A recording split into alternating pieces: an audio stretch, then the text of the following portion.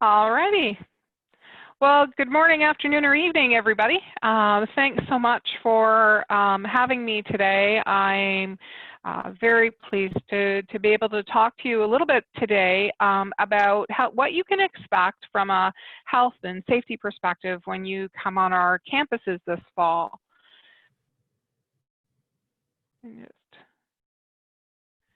So overall, you know, our goal, as always, is to create a healthy and safe campus and environment for everybody to work and to learn in.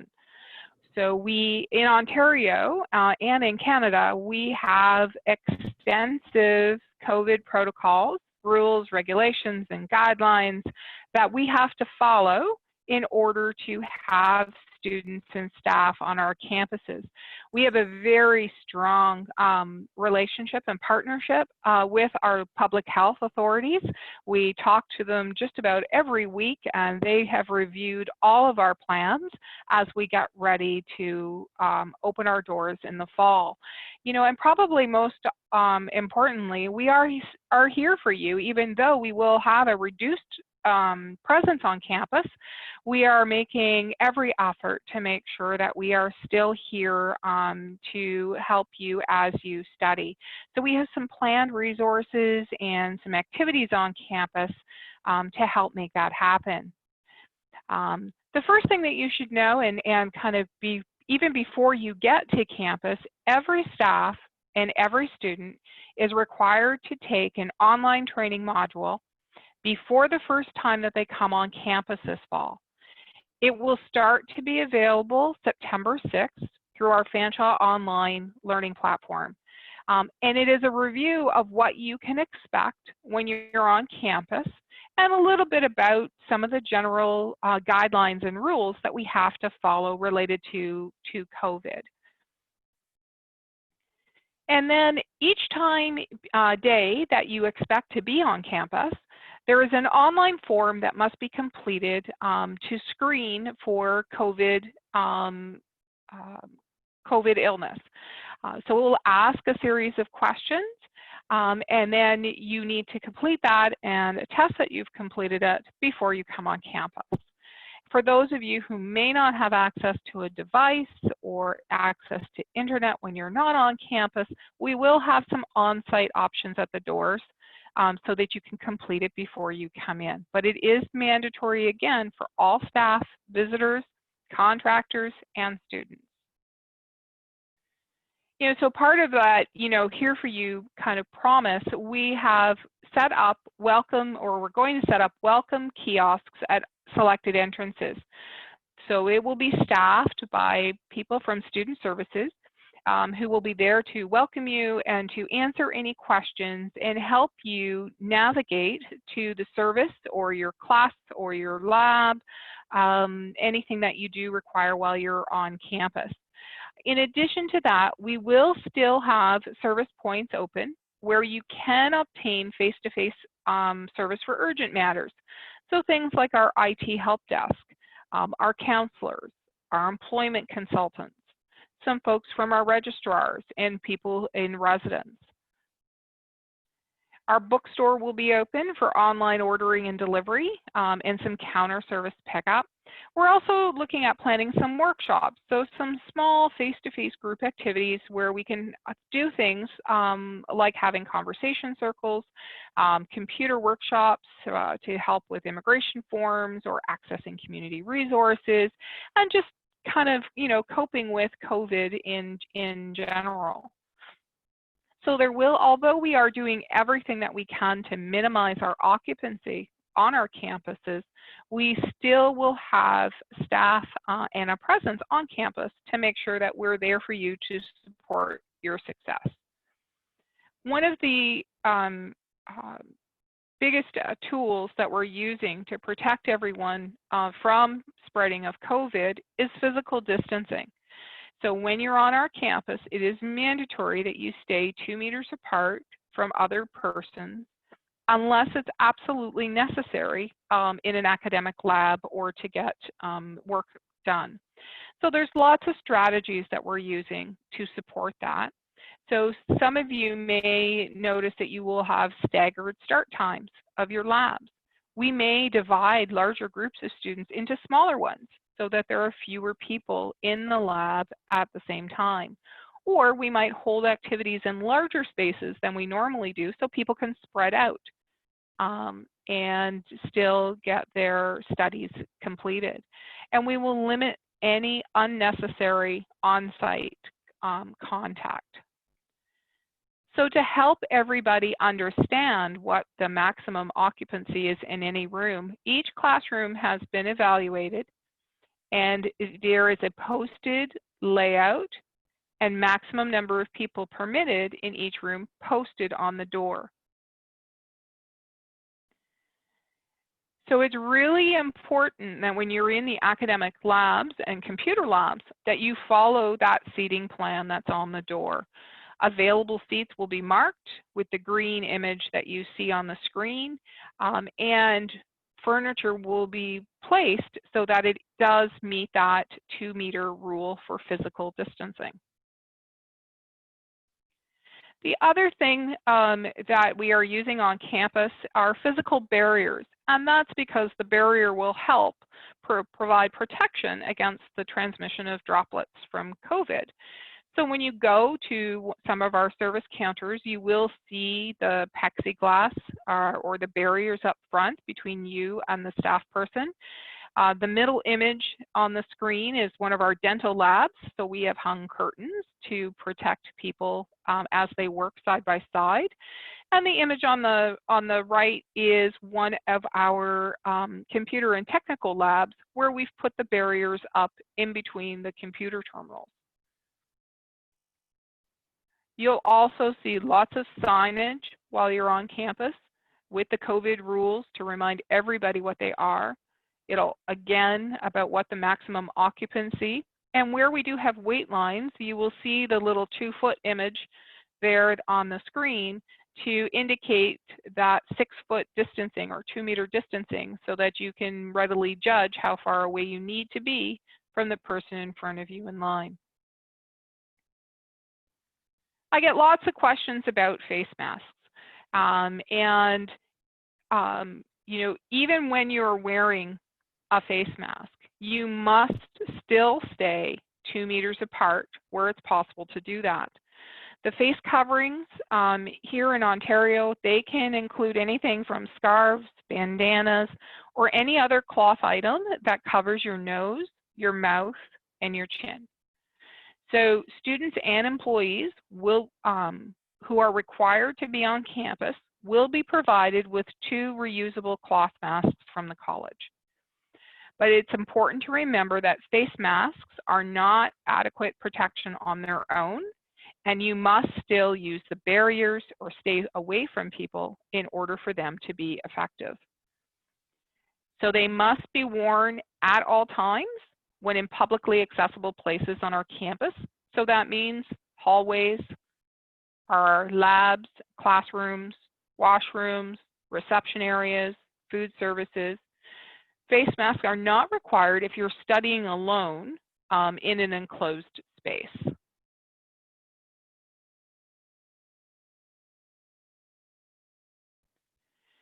The college is also doing a lot around cleaning and disinfecting our campus on a regular basis. So our local public health unit has a guideline that we rigorously follow, and it ensures that all common touch surfaces, so things like desks and doorknobs and handles, are disinfected at least twice per day. And that does include our classrooms and our labs. So all the desks, computer equipment, anything that would be shared between students or between staff will be completely disinfected twice per day. The washrooms are disinfected hourly. And then each and every night, the entire campus is disinfected and cleaned thoroughly. In addition to that, students and staff are also provided with disinfection spray and wipes so that you too can wipe down a surface before you touch it and when you're done in between users. And so you can also do that with any types of shared tools or equipment in a lab. Hand washing is probably the #1 protection that we can all do to stop the spread of the COVID virus. So good hand hygiene is essential. We will have hand sanitizers available in all the common areas, in the labs and classrooms, in staff offices, just about everywhere that you go, there will be an opportunity to sanitize your hands throughout the day. In our washrooms, we will only permit as many people in the washroom as there are sinks. That is going to be the easy way to know how many people are allowed in a washroom at one time. We will also be installing barriers between the sinks to protect people as they stand next to each other. We are installing the image you see on the screen, arm pulls on the doors so that you don't have to touch door handles to go in and out. There will still be automated hand dryers, and outside the washroom, there will be a queue or a wait line with signs to let people know where to stand as they wait to use those washrooms.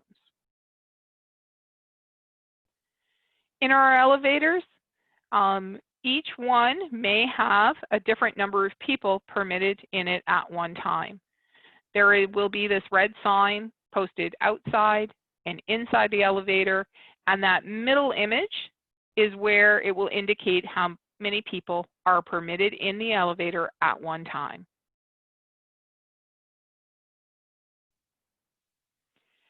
Food service outlets will be open on campus. We are, pardon me, I'm losing my voice. There will be a mobile app that will be available so that you can order food ahead of time and then just go to the counter to pick up your order, and that will stop people from having to wait in long lines this fall. And the vending machines and all those other resources will be available as well on campus. One of the things that we have put in place is that we recognize, despite all of our best efforts, there may be some staff or some students who do become affected by COVID. So we've provided an online reporting form so that you can let us know that you have tested positive for COVID. And that way we can make sure that we have all the supports in place for you to support your continuing studies while you're recovering, and to help us with our public health reporting. So you might be asking yourself, so what happens if the rules aren't followed? I mean, as with anything health and safety, we will educate and coach people as to what the rule is and why they need to follow it. But we do have what is called a student code of conduct, where a student may be removed from a classroom or from campus if they refuse to follow any of the COVID rules. And our security staff and our special constables will be there to provide that type of support. So it's really important that everyone follow the rules, and it's everyone's responsibility to stay safe this fall. So one of the things that we do have available for you to make the online screening form and the online reporting form easy to find is Fanshawe has a Stay Safe app. I encourage all students, regardless of COVID, to download it onto their device from either the Apple Store or Google Play. It also has some cool features when you're studying alone, so that people can check in on you to know that you're okay. There's a friend walk, so people can, if you're walking alone, they can keep an eye on you while you're doing that. A way to call security if there is an emergency. And there's campus maps and other great useful information for students while they're on campus. So I do encourage everyone to download that onto their devices before they arrive on campus. It also will provide you with updates and messages from the college through text directly to that app. In Canada, the Health Canada has developed a COVID alert app. I also encourage everyone to download it to your phones. The COVID alert app basically uses Bluetooth technology, and it lets you know if you've been near a person who has been confirmed positive for COVID. It does not share personal information. It just uses Bluetooth to ping off of the phone, no different than it does when it's scanning to search other devices to connect to, and will let you know if you have been near a person who's been confirmed positive, and so that you can readily protect yourself. So it's a great app, and again, it is available for Android and Apple devices, and it is called COVID Alert.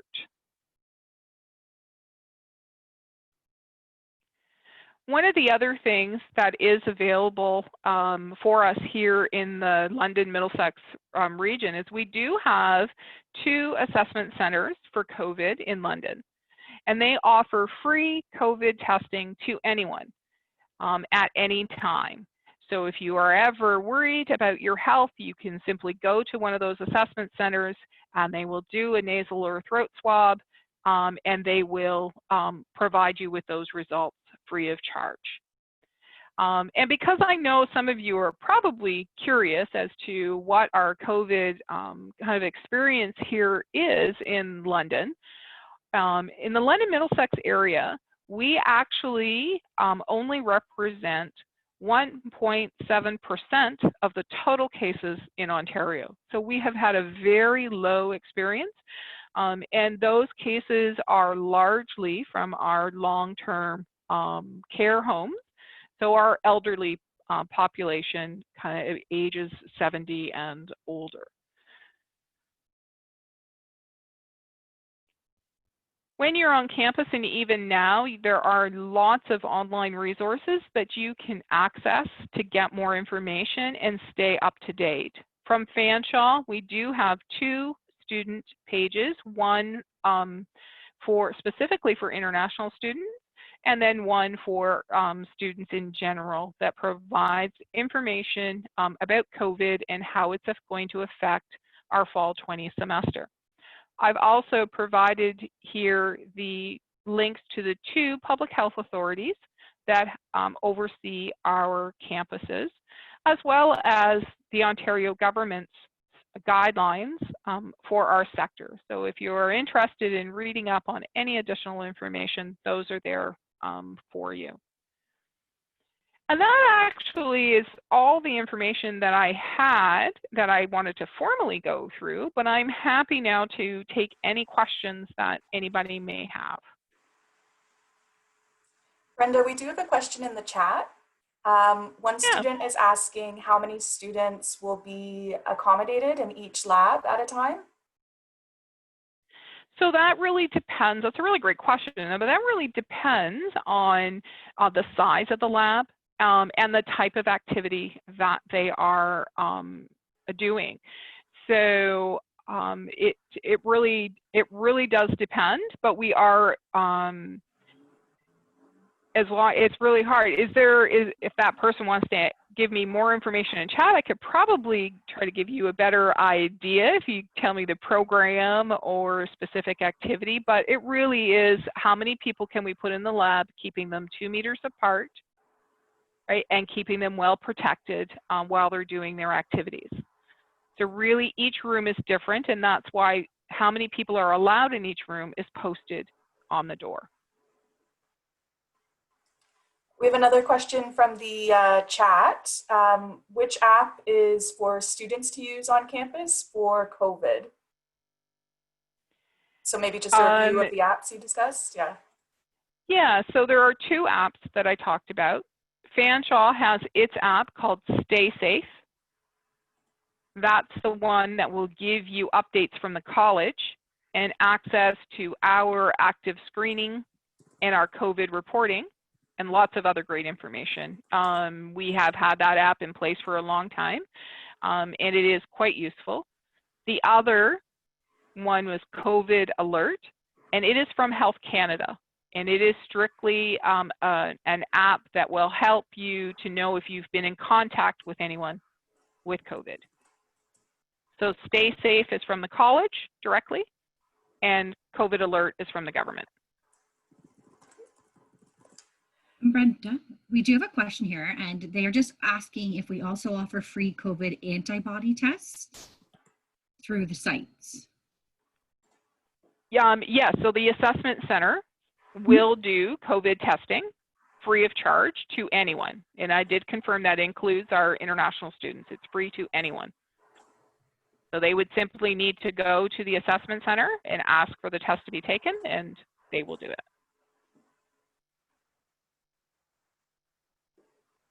Brenda, do you know, is our on-campus walk-in clinic or doctor's office going to be available for students if they Yes. have non-COVID related issues?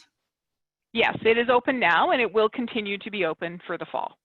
That and our pharmacy will both Perfect. continue to be open. Thank you. Yeah, so oftentimes we have students that will just like kind of ask questions too, but I think Caitlin figured out how to use the mute button a bit more effectively than we have previously. So if anybody has any questions, just make sure that you're typing them in the chat there. And we do have a hand raised, so if you would want to put your question in the chat, and we can read that to Brenda and hopefully get it answered.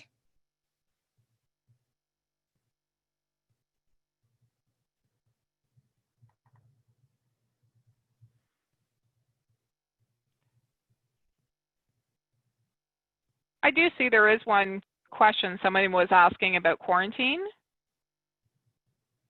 So the question was, if they land in Canada on the 15th and classes start on the 21st, what is going to happen? So you should reach out to your international contact here at the college so that we can work out a plan to support your learning while you're in quarantine.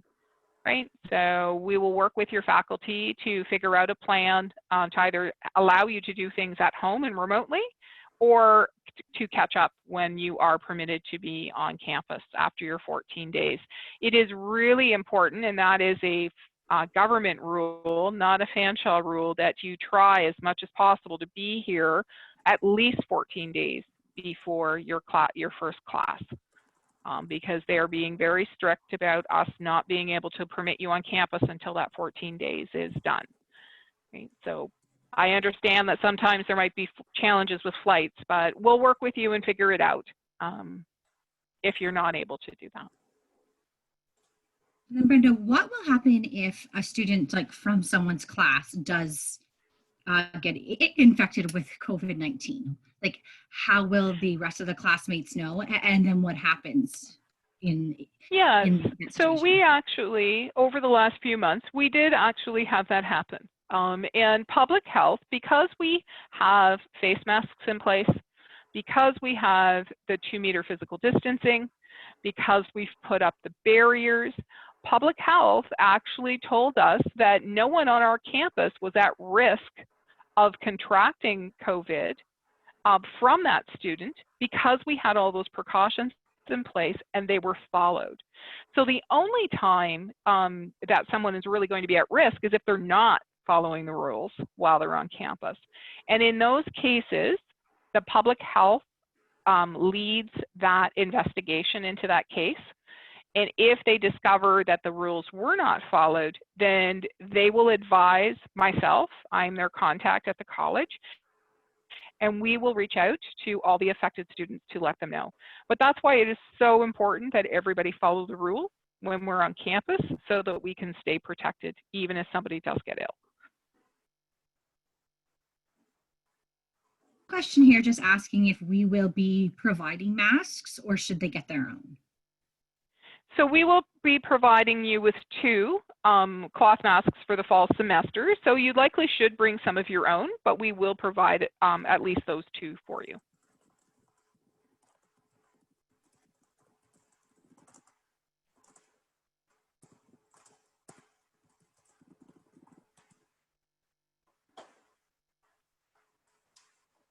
some of the Brenda, there was questions a as they're coming in. question. Sorry, Crystal. Do the assessment centers also offer the antibodies test to let you know if you had COVID, but it's no longer active? They will do the test to know whether or not you're negative for COVID. The other test, the antibody test, is not readily available at the assessment center.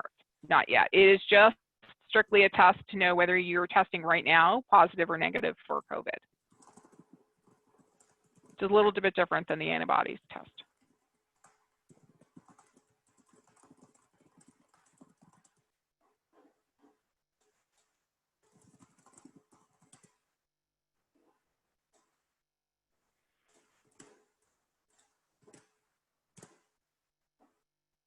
Very quiet group. Mm-hmm. It must be because it's a Monday, because typically it's It been must be because a it's ton of Monday. questions. It is, well, and it feels like a Monday today, I think. I agree. Looks like they do have a bunch of Fanshawe Friends emails, so that's great for Caitlin. Thank goodness she's with us today because she looks after that program.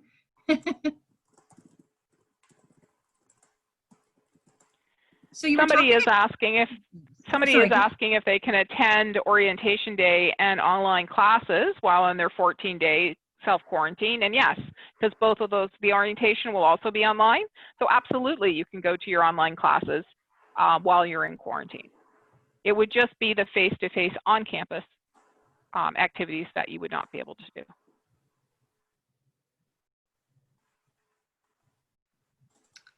And there's a question here just asking if the insurance will cover COVID treatment charges.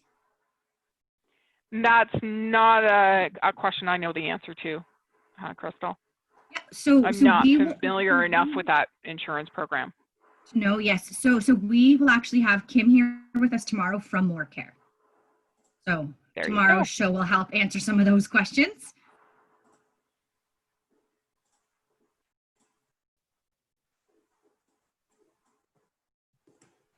So there's a comment there just saying that most of us have adapted to this new way of life with COVID. So that's likely why there isn't lots of questions, because we've all kind of learned that. Yes, I agree. Yeah, there should not have been any surprises in what I told you today, because I think worldwide everybody's approaching it the same way. So it was just confirmation for you that we have all those things in place. But yes, you're right. We're all used to it by now.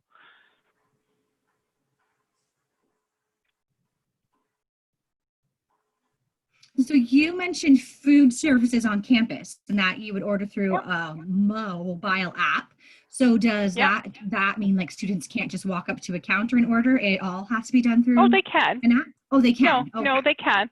No, they can still walk up to the counter and order, but we're offering the mobile app features so that people don't have to wait.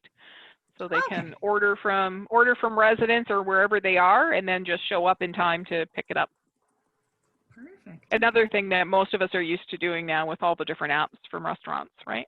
So. Yes, yeah. Everything's changed. Like the last 6 months have changed everything. Perfect. So if there is any more questions for Brenda, if we can ask those, and if not, because a student did note that you really covered the topic and all of your slides were kind of they all made sense. So if there isn't any questions, then we will let you rest your voice. Just giving everyone a chance if they do have a question. We'll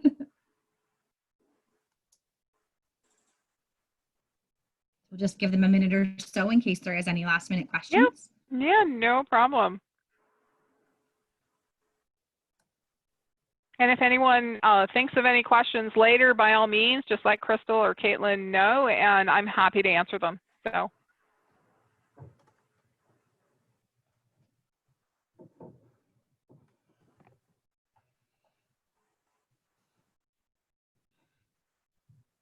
So it does look like most feel like the questions were really well answered, and so they don't.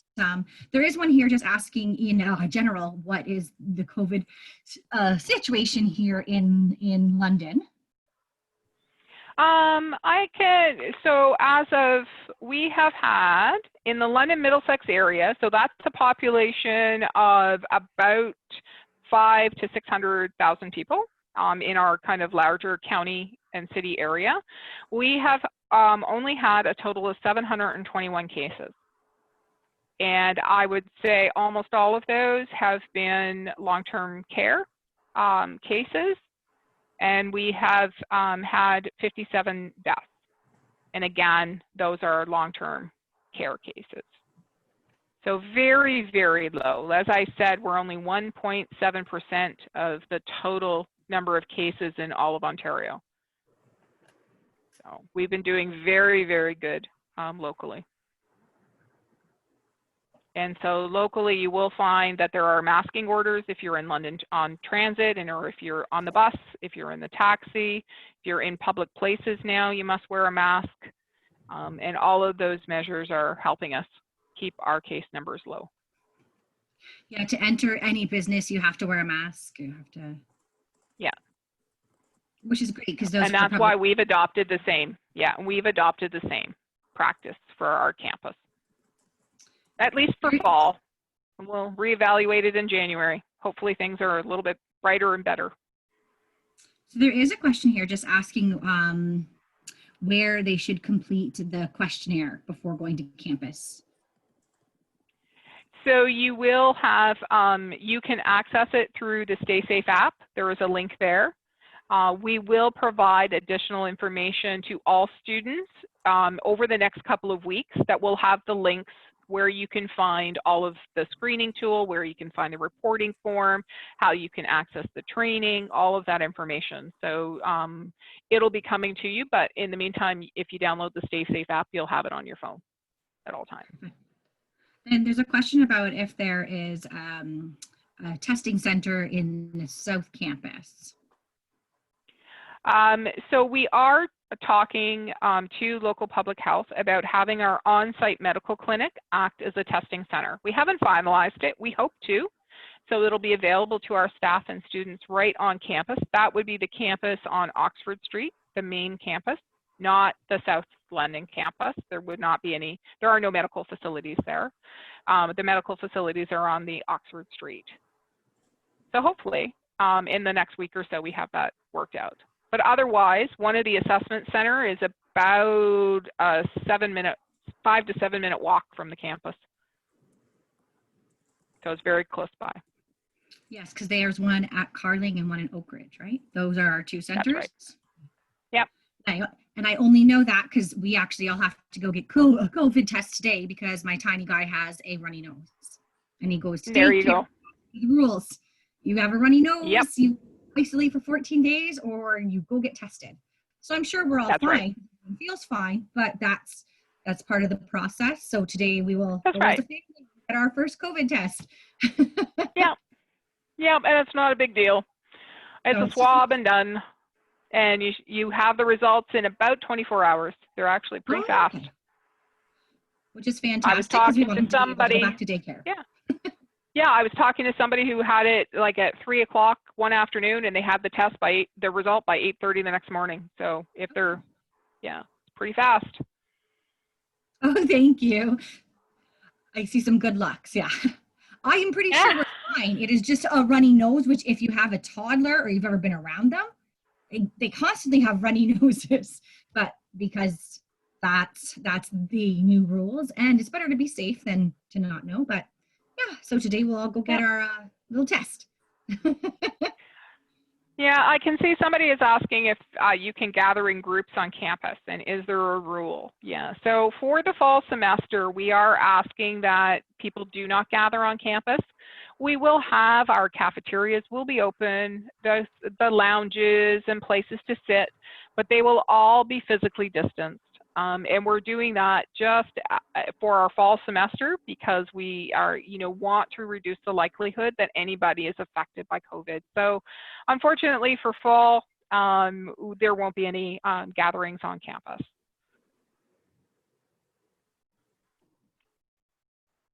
Now, can students study in small groups? Like if they stay Absolutely. under 10 or... No, no, absolutely. So we have study spaces. We've actually taken some of our smaller classrooms, which we can't use for teaching for this fall because they're too small, and we're turning those into study rooms. So we will be placing desks and chairs so a group could go in there, and they will be spaced 2 meters apart, but they'll be able to go in there and have a study group. So those spaces will definitely still be available on campus. That's fantastic. That's extra helpful that there's a way to meet in groups and work on group projects without having to break the social distancing. Yep. Yeah, so that's the plan.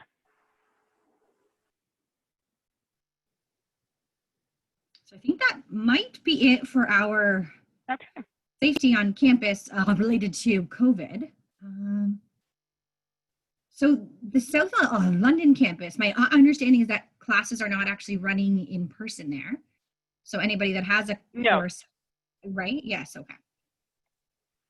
Right. There is some discussion about whether it may be open as study space, but that hasn't been finalized yet. Okay. But that is one of the things that we're looking at to provide that extra study space, is those smaller classrooms in that building. And it's a great building. It's beautiful. Mm-hmm. Yeah, it is. It is. So there's a question you're just asking if there's any rules set up by Ontario government relating to gathering outside of the college in groups. So the current rules, and please understand that these change all the time, but currently it is up to 50 people indoors and 100 people outdoors. But you still must be physically distanced when you're doing that. But that's the rule currently in Ontario.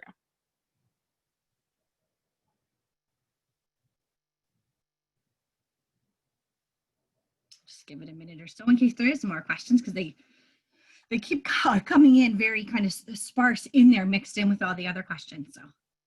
Yeah, and I can add locally, you know, our restaurants and our bars are all reopened now with physical distancing in place. So you are able to eat out and go to bars and enjoy patios and do all those things again out in the community. So that's really good news.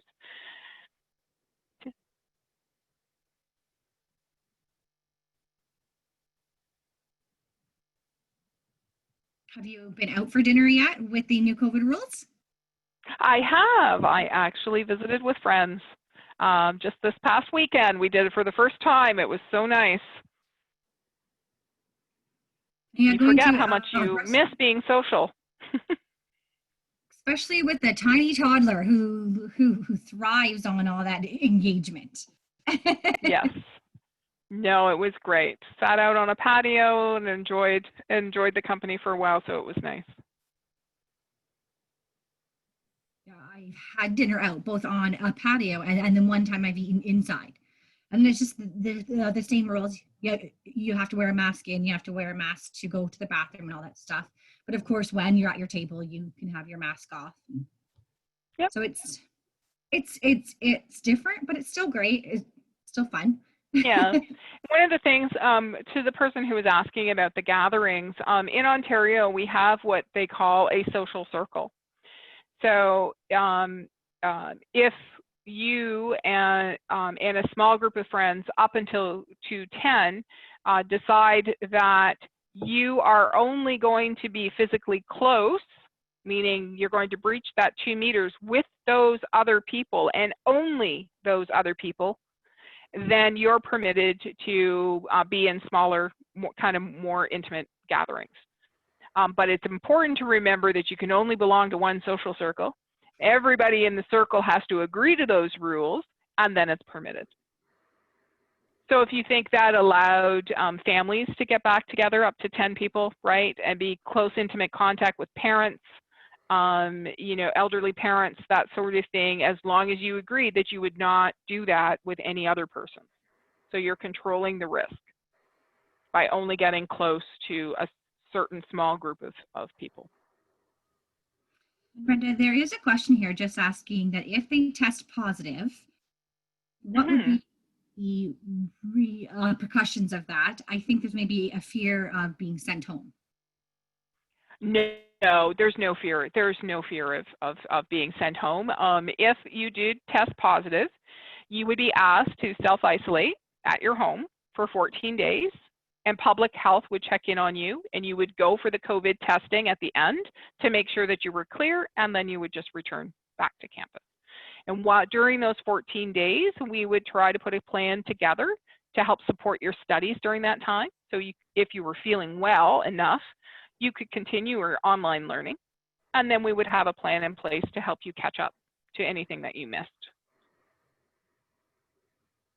Great question, and I think that's really helpful for students to know that, so that they aren't afraid to get the testing and aren't afraid of what happens if they are positive. Mm-hmm. No one should be afraid of going for the testing, and in fact, it's one of the ways that we keep our local case rate so low, is that it is free. It's very quick, it's easy, and there are no ramifications for doing it for anyone.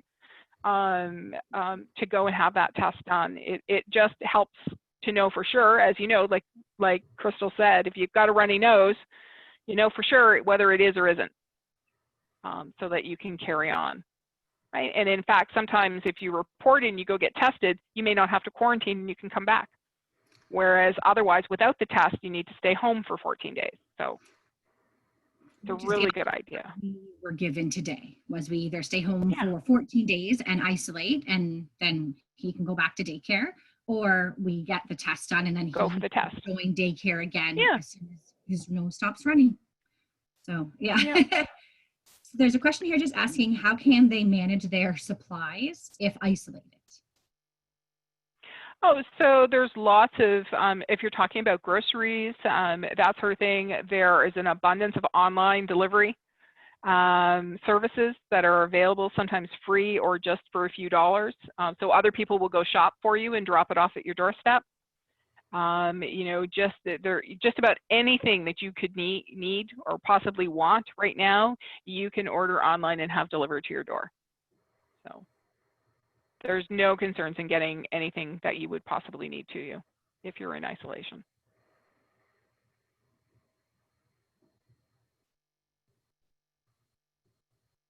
There is a question here. I don't know if you'd be able to answer it because it's more about like port of entry or during their flight. So if they if they are found to have symptoms or test positive at their port of entry, what would happen?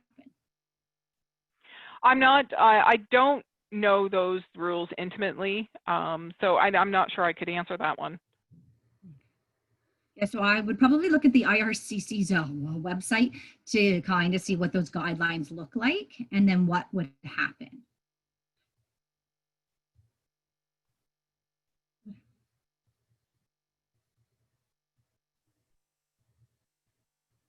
So during your during your 14 days of isolation, when you arrive to Canada, you should really not be seeing anybody else. So you shouldn't encounter somebody who has it because you should be isolating. But if during those 14 days you develop symptoms, then you can go in for medical care. You can still get help. You just shouldn't be seeing other people. And then your 14 days would, yes, have to restart from the day of you having symptoms. I'm guessing that, right, Brenda? Right. Would that be and we would, and we would encourage you at that point to make arrangements to go to an assessment center to have the test done so that you can not worry and know whether for sure it's just a cold or whether it is COVID. So we can make arrangements for you to go there. You just call ahead and let them know, and they will make sure you're isolated when you go there, and you can get that test done to put your mind at ease.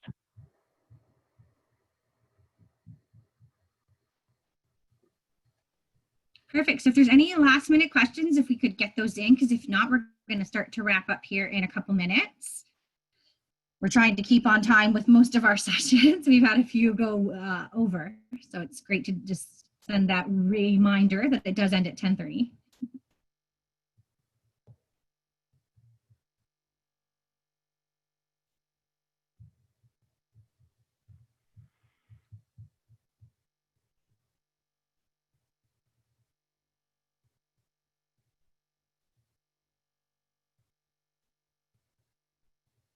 Yeah, so it looks like it's more visa questions and sort of co-op and stuff. So we won't ask you to answer those kind of questions. That's good, because that wouldn't be good. Yeah.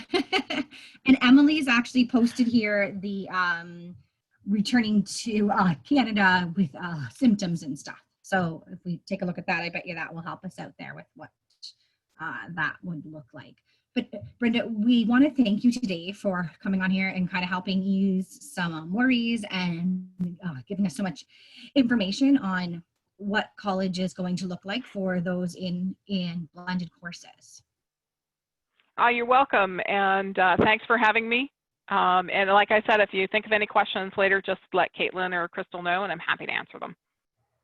Perfect. Thank you. And there's some thank yous coming in from students. So thank you, Brenda. All right. Thanks, everyone. So hopefully this kind of helped answer some of the questions you have about what this would look like and sort of what would happen if you were to have to contract COVID-19. So tomorrow we are going to have Kim with us from More Care. So she was actually added to our show to help us out because we did find that there was a lot of questions. And Caitlin, you're going to be discussing Fanshawe Friends tomorrow, right? Are you on? No, Wednesday. We have you. We have you on Wednesday. Okay. So yes, so tomorrow we will go over some More Care information and then just some general London info and stuff. Like a bit about public transit and other things. But thank you guys all for asking such great questions and participating again today. And we will see you all in 24 hours. Well, no less 23, please. And I hope you all have a great evening or day, night. And we'll see you all back here tomorrow when we can all learn more about More Care. Thanks, guys. Take care. And I'll keep you posted on what the COVID test feels like.